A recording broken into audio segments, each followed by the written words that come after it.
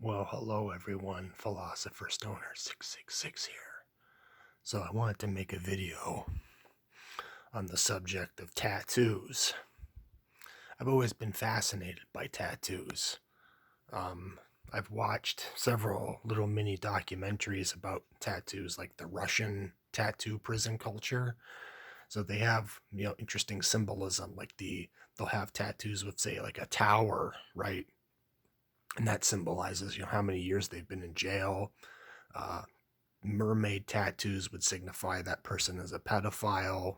It's all code. The Japanese tattoo culture is very interesting because anybody that has a tattoo in Japan is considered a part of the underclass. You're automatically assumed to be a criminal and a lowlife, and it's a very taboo thing to have. They do not like people with tattoos. And they have specific rules, even in that underclass, of what you can tattoo. It has to have some sort of a symbolic meaning. So anything that I tattoo to myself has a meaning. And so this is sort of a vanity expose, this video. This is just my own vanity and narcissism. But I have a few tattoos, about 5 or 6. Well, I can't count. Well, I'm gonna do the video and explain what each one of them means. And you'll get to see my beer gut, I look like Randy Bobandy from Trailer Park Boys. If you haven't seen that show, you should go check it out. Anyways, here we go. So tattoos. So this one, I don't know if you can see it. Let's see. Yep.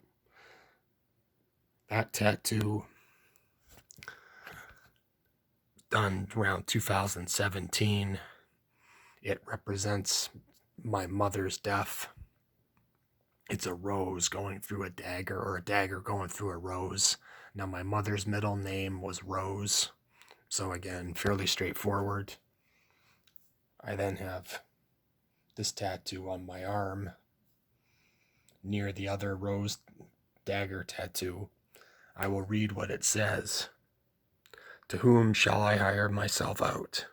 What beast must one adore? What holy image attack? What hearts shall I break? What lie must I maintain? In what blood must I walk? Now that was done by Rimbaud. You had Rimbaud, Mallarme, and Baudelaire, three of the greatest French 19th century Belle Epoque era poets. Rimbaud was quite the weird character. He briefly served in South Africa, I believe, during the Boer War, and he eventually died of syphilis. So he had quite the weird little life. Very interesting character, and I interpret that to mean basically don't give up. And I have had many moments in my life where I have felt like giving up. There's even, I believe, some of my videos from, say, 2016, 2017, where I was ready to I was ready to go, man. So, yeah, that one, fairly straightforward. Words are always easy to interpret. Moving on. I don't know.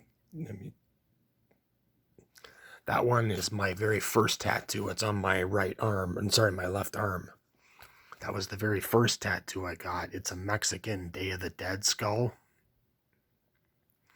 Now, to me, it just basically symbolizes death. And I always sort of liked the Mexican Day of the Dead culture.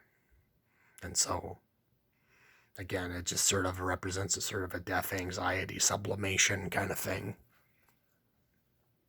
Near that tattoo is this tattoo. I hope that's a good view of it. Show it again. That's probably my scariest, most menacing tattoo. It's a combination of two pictures, one of a Buddha, that's a skull Buddha. Now, skull Buddhas are very obscure. You have the Buddhas, you have the starving Buddha and the fat Buddha, and then the sort of the middle path Buddha. Those are the most common. Like you see the fat Buddha, that's the Chinese Buddha. The starving Buddha is the Indian Buddha, and then you have, like I said, the middle path one, which is the Buddha normal. Skull Buddhas, I believe, can be found. There are certain cults and sects in Japan that have skull Buddhas, and there's this weird cult that I read an article about once, though I cannot remember their name for some reason. I'm always terrible with names, but that they basically would meditate themselves to death, and then they would become mummified. And what would happen is the monks would go in and take the mummified monk and make a statue out of it. And so again, they would meditate themselves to death. Like, that's hardcore meditation. Like, so yeah, that's the skull Buddha. And then looking at it again, it's another Buddha, the snake Buddha, which can be found in Cambodia, Thailand, that sort of thing. I'll show you guys. That's a statue. It's like I said, it's common in Cambodia. And now the snake, you have the triad. So you have the rooster, which represents lust, the pig that represents greed, and the snake that represents anger. And those are the three demons that you must slay in order to become enlightened. So I picked the snake Buddha because I've had problems in the past with anger management issues. It's cost me a lot in my life. It's cost me romantic relationships, friendships. It's caused me to have problems when I was growing up in school, all that sort of thing. So I struggle the most with anger. Greed and lust, I can sort of, well, okay, lust a little bit I struggle with, ha ha ha ha ha. But, greed and lust, they're not less of a problem for me than anger. Anger is really a stickler. And plus it just looks cool. It looks badass. And I imagine that if I had been born, I've said this in other videos of mine, that if I had been born, say, 100 or 200 years ago, I would have wound up being some sort of a priest, a friar, monk, that sort of thing. I would have joined some sort of religious order, because in the past, what could they have done with a person like me? I struggle with, Asperger's syndrome, that sort of thing. I'm not really husband or boyfriend material, although I have been in the past a boyfriend. I wasn't a very good boyfriend. Like I said, anger management issues and all that sort of shit. That I'm not a Buddhist, but given that I'm an anti-natalist, my sort of first entryway into antinatalism was sort of through Buddhism. Again, Buddhism, my problem with it is that it's salvation for the few and not the many, and I've gone into that in some of my other videos. But yeah, like I said, so I have sympathies. I'm Buddhist leaning. I think most of the philosophy is okay. I have much to agree with, like life is suffering, that sort of thing. Anyways, that's the 4 on this arm. Moving on.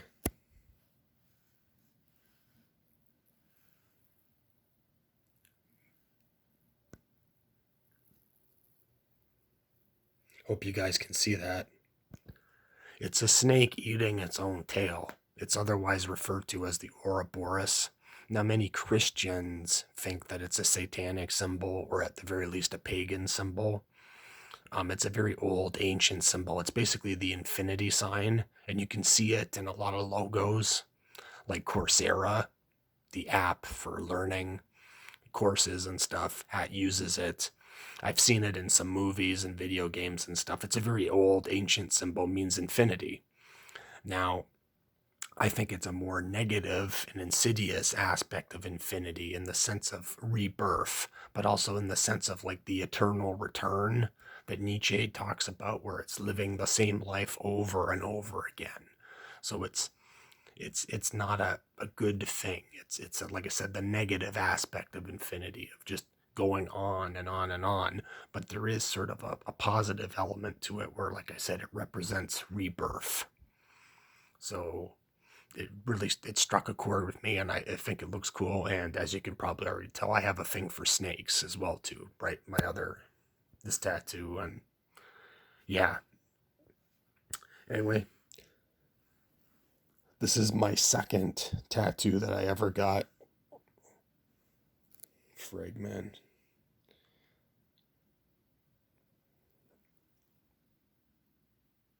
guys can see it there. I'm going to be watching this video to see if it good views. Anyways, that's absinthe. That's the Fille Vert, which is the green fairy. And that was my second tattoo that I ever got. It's special to me because it was a girlfriend of mine. That's why I got it. And it's, it's a sexy little looking pixie. And I always had a thing for absinthe, the actual drink. It's very hard to buy absinthe. They seldom have it at the liquor store that's near me.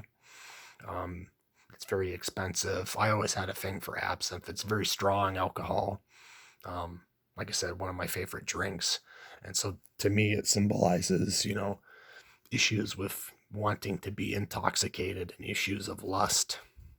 More appropriately, desire, not just lust, just a general desire thing. And like I said, I got it because I thought it looked cool, which is kind of like my Day of the Dead one. It was done mainly just as an experiment to see if I liked it. Very good work, though. It's too bad that it's in this hidden spot, but anyway. And then the last tattoo that I got is this one. Billy the Kid. I just did that. I just got that one to sort of keep it gangsta a little bit. I find that on the note of keeping it gangsta, that people with tattoos, as I went into before, the Japanese subculture, it's criminals that have tattoos. And I think there is a hierarchy in these parts of your body where you do get a tattoo. So for instance, a tattoo on my arms and stuff is more socially acceptable. It can be hidden with clothing, right? I can wear a shirt and hide my tattoos. Whereas there are people like that 6ix9ine guy, that rapper dude that got arrested or whatever a long time ago. He has tattoos on his face.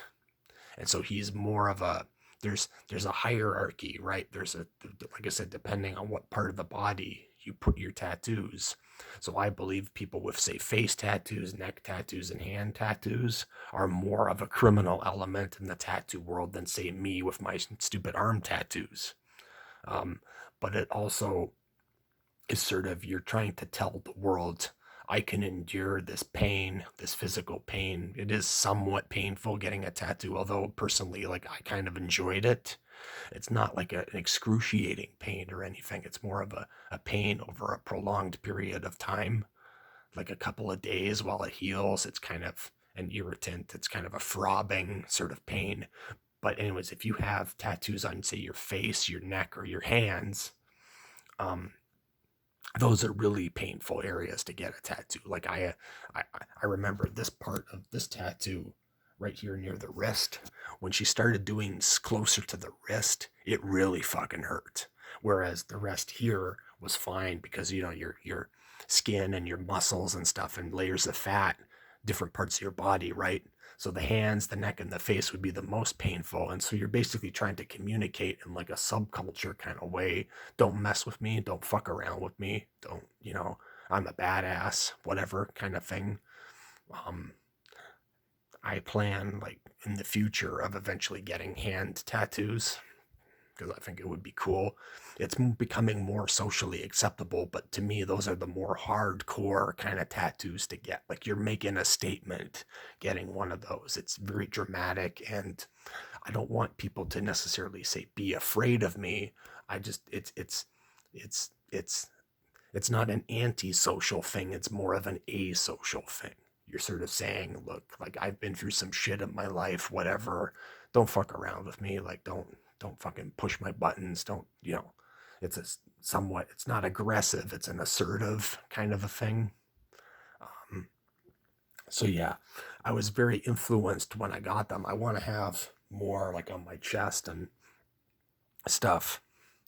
I was very influenced by the band Die Antwoord.